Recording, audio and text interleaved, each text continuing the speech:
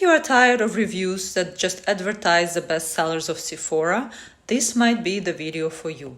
Here I will be presenting my favorite fragrances of this fall, and they include plum perfumes, leather perfumes, ambers, and ouds. Are you excited? Keep watching. Dark purple plums, very ripe and juicy, is one of my favorite notes in fragrances. And I think this is a note that could be perfect for fall if it's done properly. The thing is that most perfumes that claim they have this note, they actually don't, or this note is just lost among other accords. I found fragrances where plum is really in the middle of the composition. So what do I have in my selection? The first one is very difficult to find nowadays, is the original Poison of 85 by Christian Dior. This one is a plummy plum.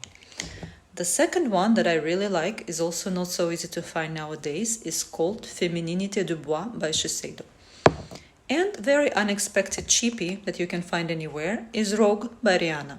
I think fall is really perfect time to wear vintage fragrances, and this vintage fragrance is super unique. First of all, this one is called Esprit de Parfum, and this is a very concentrated perfume. One little drop is enough for you to wear for an entire day.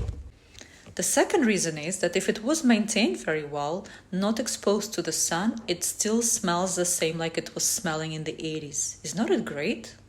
And I have to warn you, this poison can shock you from the beginning, especially if your nose is not accustomed to concentrated fragrances. The moment you take it out, you feel that plum. And this is a kind of plum I've never ever experienced anywhere. If you look at the notes of this baby, you will see that the composition is very complex. But plum is the one that really stands out, and that is the one that you really will be wearing for an entire day. And that's the reason I love it so much, because this is a very plummy plum. I don't even know how else to describe it. The rest of the notes are difficult to separate, but you can tell that this is an amber fragrance with a lot of complex spices and woods. I don't really feel flowery notes so much in here, but there's also tuberose and jasmine, rose and heliotrope, but don't have high hopes to catch these notes in here.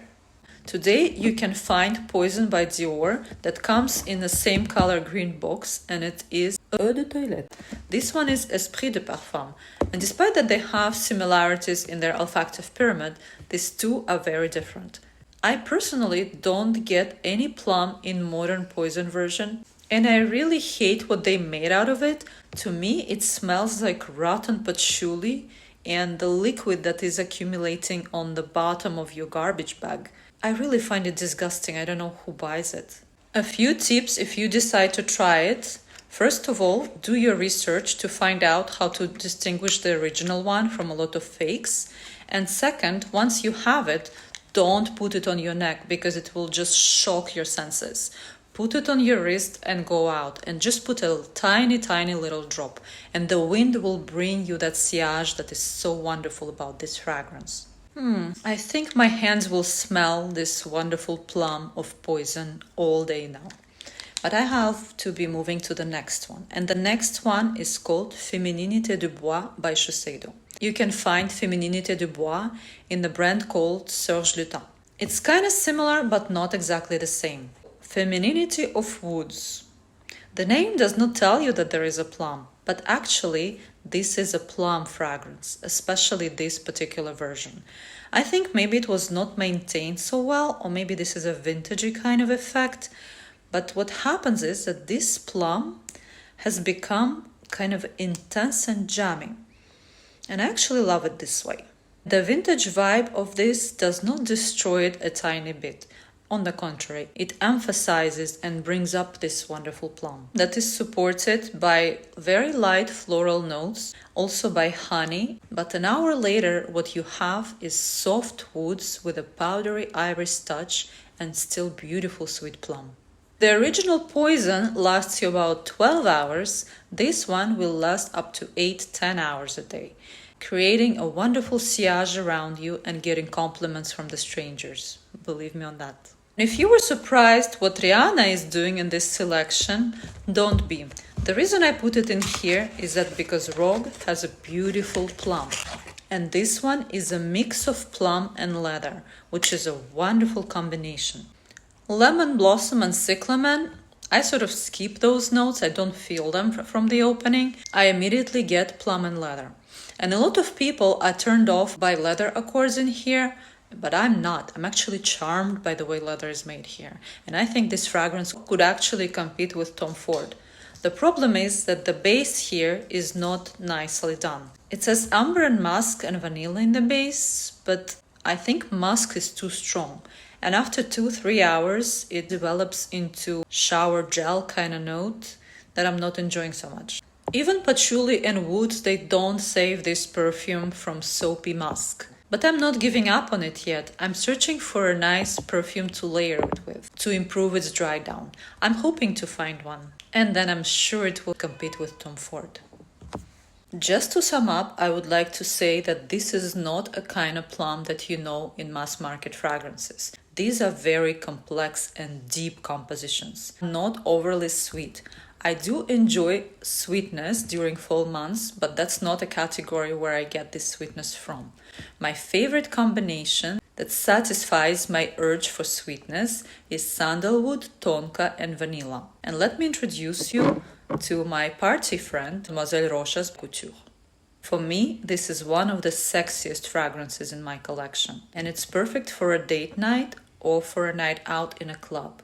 My perception of this fragrance is totally different from its olfactive pyramid and Fragrantica. I get very beautiful sweet red berries, caramel, and vanilla in here. It is intense, but not overly intense. It is sweet, but not overly sweet. I have a feeling that there are a lot of perfumes around that have this red berries or cherries, sandalwood and tonka, vanilla and caramel in different variations. But I tell you that this one is really the best value for the money. It is very complex, very sexy, and I really think it can compete with many niche fragrances. Another sexy fragrance that has a combination of sandalwood and vanilla is called Explicite. This one is by Ex Nihilo.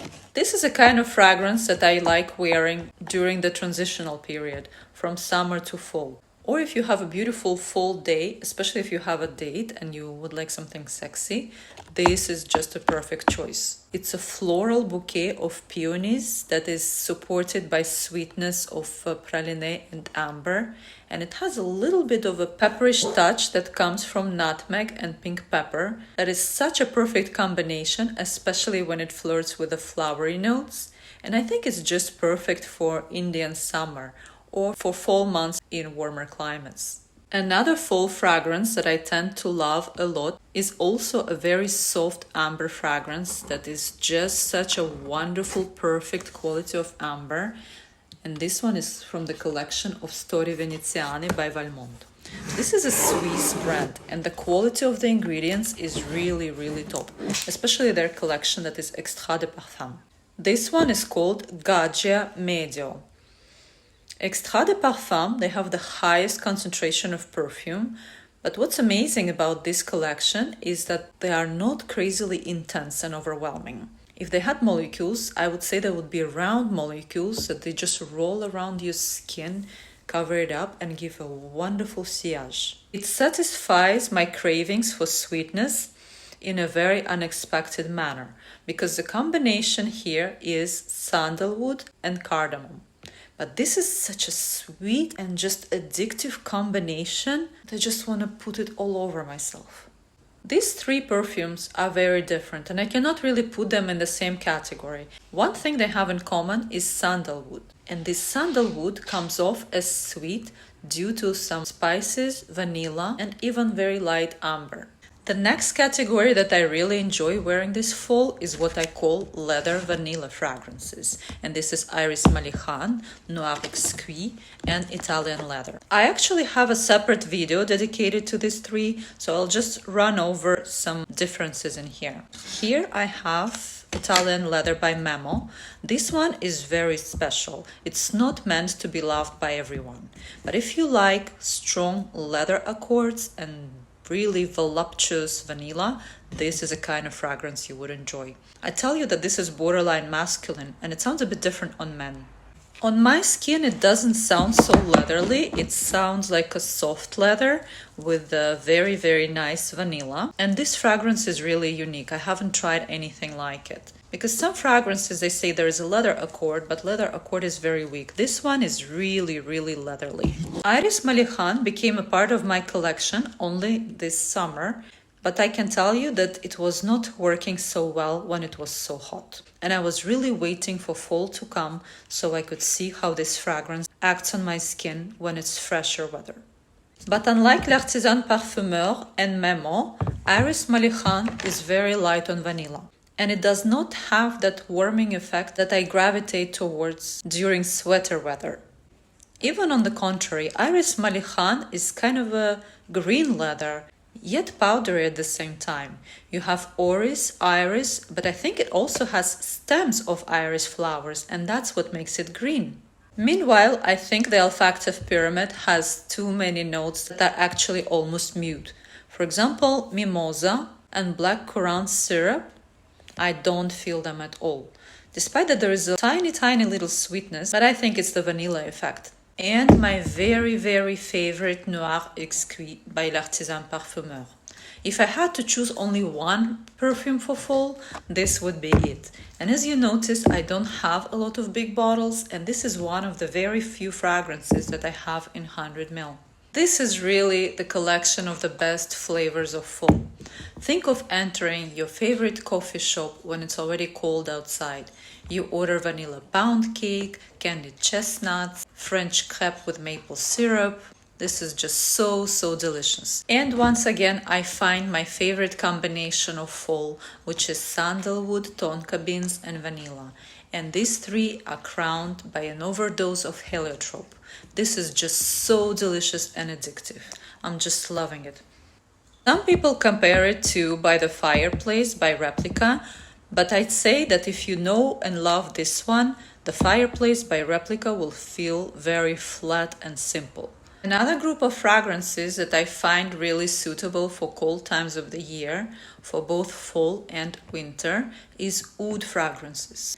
In nature, oud is called agar wood, and this is a secretion of the tree called Aquilaria, and it has a very rich, woody, nutty, and pretty intense flavor, I would say.